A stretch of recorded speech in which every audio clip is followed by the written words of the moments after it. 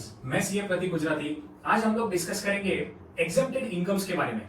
वैसे तो काफी बड़ा लिस्ट है, बट जो डे टू डे में इनकम्स हमें आते हैं, जो एग्जेम्प्ट होते हैं इनकम टैक्स एक्ट के अंडर, वो हम लोग डिस्कस करेंगे। फर्स्ट है एग्रीकल्चरल इनकम। अगर आपका सिर्फ एग्रीकल्चरल इनकम है या मतलब उसके साथ और कोई भी इनकम नहीं है, तो जितना भी अमाउंट आपका एग्रीकल्चरल इनकम रहेगा पूरा एग्जेम्प्ट है। अगर उसके साथ साथ आपका कोई और भी इनकम है, जैसे एफडी इंटरेस्ट हो गया, बिजनेस इनकम हो गया, तो पूरा एग्रीकल्चरल इनकम एग्जाम नहीं होता है।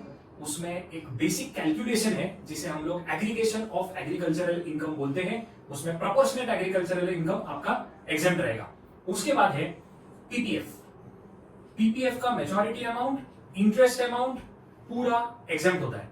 उसके बाद है सुकन्या समृद्धि योजना, उसका भी इंटरेस्ट जो मिलता है वो एग्जाम्प्ट होता है और मेजॉरिटी अमाउंट भी एग्जाम्प्ट होता है। उसके बाद है लाइफ इंश्योरेंस प्रीमियम। आपका मेजॉरिटी के बाद जो भी आपको रिटर्न मिलता है लाइफ इंश्योरेंस से, वो पूरा एग्जाम्प्ट होता है। डेथ की केस में भी पूरा एग्जाम्प्ट रहेगा।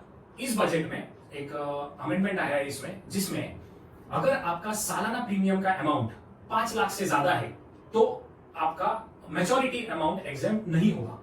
उसके बाद है शेयर ऑफ प्रॉफिट फ्रॉम कोई पार्टनरशिप फर्म या फिर एलएलपी, क्योंकि ऑलरेडी पार्टनरशिप फर्म और एलएलपी उस पर टैक्स पे करती है, तो जो पार्टनर्स को शेयर मिलता है प्रॉफिट में, उसका एग्जेम्प्ट होता है टैक्स।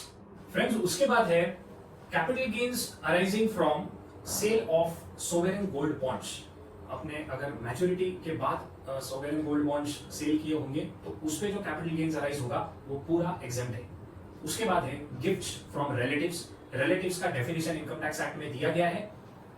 उसके अकॉर्डिंगली अगर आपको रिलेटिव से कोई गिफ्ट मिलता है तो वो पूरा एग्जेम्प्ट है।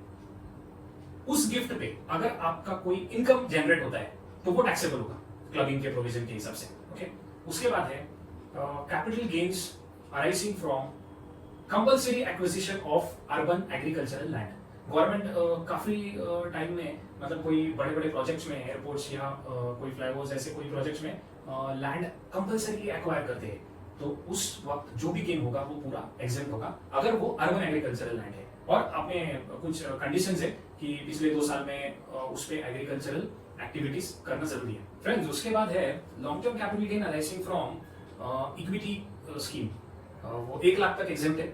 उसके बाद है सैलरीड एम्प्लॉइज हर महीने जो ईपीएफ को कंट्रीब्यूट करते हैं, वो कंट्रीब्यूशन पे जो भी इंटरेस्ट मिलता है वो भी एग्जेम्प्ट होता है। उसके बाद है ग्रेचुटी।